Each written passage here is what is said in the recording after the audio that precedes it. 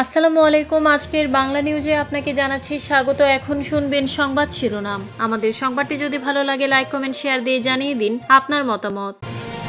গাজায় ফের রক্তপাত, ইসরায়েলি হামলায় নিহত ৯ ফিলিস্তিনি।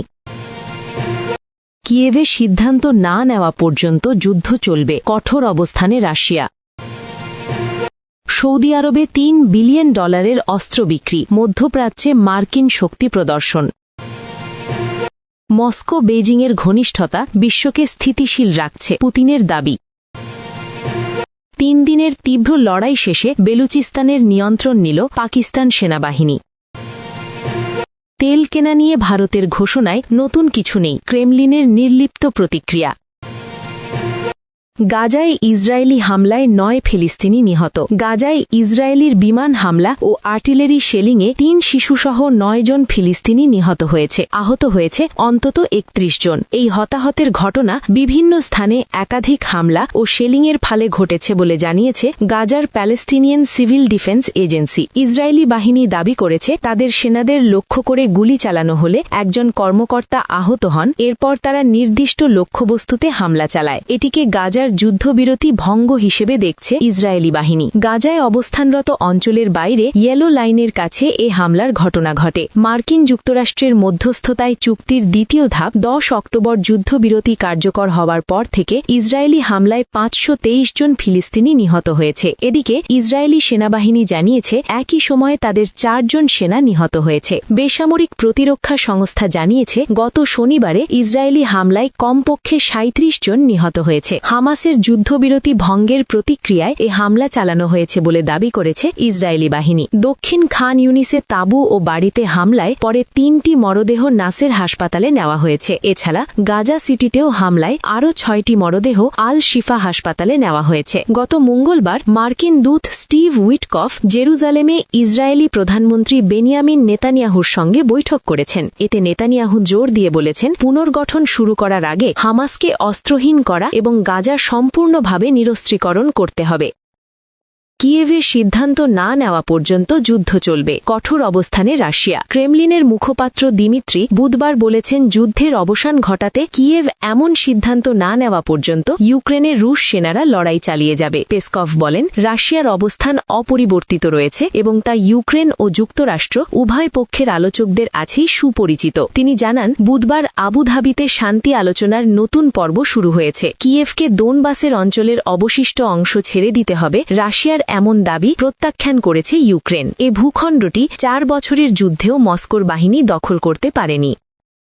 সৌদি আরবে $3 বিলিয়ন অস্ত্র বিক্রি করছে যুক্তরাষ্ট্র। সৌদি আরবের কাছে $3 বিলিয়ন অস্ত্র বিক্রির অনুমোদন দিয়েছে যুক্তরাষ্ট্র। চুক্তিতে F-15 যুদ্ধ বিমানের রক্ষণাবেক্ষণ ও টেকসই ব্যবহারের জন্য প্রয়োজনীয় যন্ত্রাংশ ও সহায়ক সামগ্রী বিক্রির সিদ্ধান্ত নেওয়া হয়েছে। মার্কিন প্রতিরক্ষা দপ্তর পেন্টাগন এক বিবৃতিতে জানায় এ চুক্তির আওতায় সৌদি আরবে অল্প সংখ্যক দীর্ঘমেয়াদী মার্কিন বেসামরিক ঠিকাদার বা সামরিক সদস্য মোতায়েনের প্রয়োজন হতে পারে। পেন্টাগনের নোটিশে বলা হয়েছে সৌদি আরব সরকার নন মেজর ডিফেন্স ইকুইপমেন্ট হিসেবে বিভিন্ন ধরনের যন্ত্রাংশ ও মেরামত সামগ্রী, আনুষঙ্গিক সরঞ্জাম, মেরামত ও ফেরত সহায়তা, গ্রাউন্ড ও জনবল সরঞ্জাম, গোপনীয় সফটওয়্যার ও সফটওয়্যার সহায়তা, কারিগরি নথিপত্র, জনবল প্রশিক্ষণ ও প্রশিক্ষণ সরঞ্জাম, পাশাপাশি যুক্তরাষ্ট্র সরকার ও ঠিকাদারি প্রতিষ্ঠানের প্রকৌশল, কারিগরি ও লজিস্টিক সহায়তা সেবা কিনতে চেয়েছে। এছাড়া কর্মসূচি ও লজিস্টিক সহায়তার সঙ্গে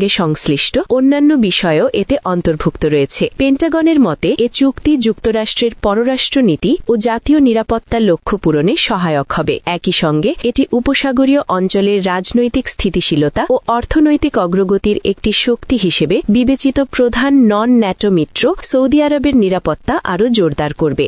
F-15 যুদ্ধ বিমানগুলো সৌদি আরবের বর্তমান ও ভবিষ্যৎ হুমকি প্রতিরোধ সক্ষমতাও বাড়াবে।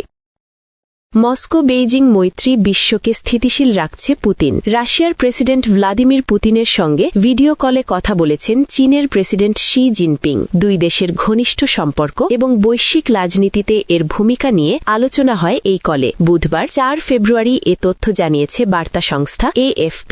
ভিডিও কলে পুতিন বলেন বেইজিং ও মস্কোর বন্ধুত্ব বিশ্বকে স্থিতিশীল রাখার অন্যতম গুরুত্বপূর্ণ উপাদান হিসেবে কাজ করছে। রুশ রাষ্ট্রীয় টেলিভিশনে প্রচারিত ভিডিওতে ভিডিওতে পুতিনকে বলতে শোনা যায়, ক্রমশ গোলযোগপূর্ণ হয়ে ওঠা আন্তর্জাতিক পরিস্থিতির মধ্যে পররাষ্ট্রনীতির বিষয়ে মস্কো ও বেইজিংয়ের ঐক্যমত্য বৈশ্বিক স্থিতিশীলতা বজায় রাখার একটি গুরুত্বপূর্ণ উপাদান হিসেবে কাজ করছে। তিনি দুই দেশের অর্থনৈতিক, রাজনৈতিক ও নিরাপত্তা সহযোগিতার প্রশংসা করেন এবং এই সম্পর্ককে দীর্ঘমেয়াদী ও কৌশলগত বলে উল্লেখ করেন। চীনের রাষ্ট্রীয় গণমাধ্যম সিসিটিভি ভিডিও কলের বিষয়টি নিশ্চিত করেছে। প্রতিবেদনে বলা হয়, দুই নেতা দ্বিপাক্ষিক সম্পর্ক আরও গভীর করার বিষয়ে একমত হয়েছেন। অল্প কিছুদিন আগেই দুই দেশের শীর্ষ কূটনীতিকেরা জানান, চীন রাশিয়ার দ্বিপাক্ষিক সম্পর্ক এবছর নতুন যুগে প্রবেশ করবে এবং অর্থনৈতিক সহযোগিতা জোরদার করা হবে। 2022 সালের শুরুতে ইউক্রেনে হামলা চালানোর পর পশ্চিমা বিশ্বে একঘরে হয়ে পড়লেও চীনের সঙ্গে সম্পর্ক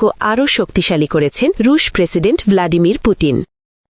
3 দিনের যুদ্ধ শেষে বেলুচিস্তানের নিয়ন্ত্রণ নিল পাকিস্তান সেনাবাহিনী। পাকিস্তানের বেলুচিস্তান প্রদেশে বিচ্ছিন্নতাবাদী বিদ্রোহী গোষ্ঠী বালুচ লিবারেশন আর্মি BL-এর সাথে নিরাপত্তা বাহিনীর 3 দিনের ভয়াবহ লড়াই শেষ হয়েছে। বুধবার 4 ফেব্রুয়ারি পুলিশ জানিয়েছে, ড্রোন ও হেলিকপ্টার ব্যবহার করে বিদ্রোহীদের হটিয়ে শহরগুলোর নিয়ন্ত্রণ নিয়েছে সেনাবাহিনী। গত কয়েকদিনের এই সহিংসতায় নিহতের সংখ্যা বেড়ে 58 জনে দাঁড়িয়েছে। গত শনিবার 31 জানুয়ারি থেকে বেলুচিস্তানের ডজনেরও বেশি জায়গায় একযোগে হামলা শুরু করে বিদ্রোহীরা। তারা স্কুল, ব্যাংক ও সরকারি অফিস দখল করে নেয়। এক পর্যায়ে তারা প্রাদেশিক রাজধানীর মূল ভবনের খুব কাছাকাছি চলে এসেছিল। এই লড়াইয়ে এখনও পর্যন্ত 22 জন নিরাপত্তা কর্মকর্তা এবং 36 জন সাধারণ মানুষ নিহত হয়েছেন। সরকার দাবি করেছে, অভিযানে 197 জন বিদ্রোহীও মারা গেছে। প্রায় 50,000 মানুষের শহর নুশকিতে বিদ্রোহীরা পুলিশ স্টেশন সহ গুরুত্বপূর্ণ জায়গা দখল করে নিয়েছিল। 3 দিন ধরে চলা তীব্র লড়াইয়ের পর সোমবার 2 ফেব্রুয়ারি রাতে সেনাবাহিনী শহরটির নিয়ন্ত্রণ ফিরে পায়। পুনরুদ্ধারের আগে সংঘর্ষে 7 জন পুলিশ কর্মকর্তা নিহত হন। খনিজ সম্পদে সমৃদ্ধ হলেও বেলুচিস্তান পাকিস্তানের সবচেয়ে দরিদ্র প্রদেশ। এখানকার বিদ্রোহীরা দীর্ঘদিন ধরে স্বায়ত্তশাসন এবং প্রাকৃতিক সম্পদের ভাগ পাওয়ার দাবিতে লড়াই করছে। শহরগুলোর নিয়ন্ত্রণ নিলেও এখনও বিভিন্ন এলাকায় বিদ্রোহীদের খোঁজে তল্লাশি অভিযান চালাচ্ছে পাকিস্তানি সেনাবাহিনী।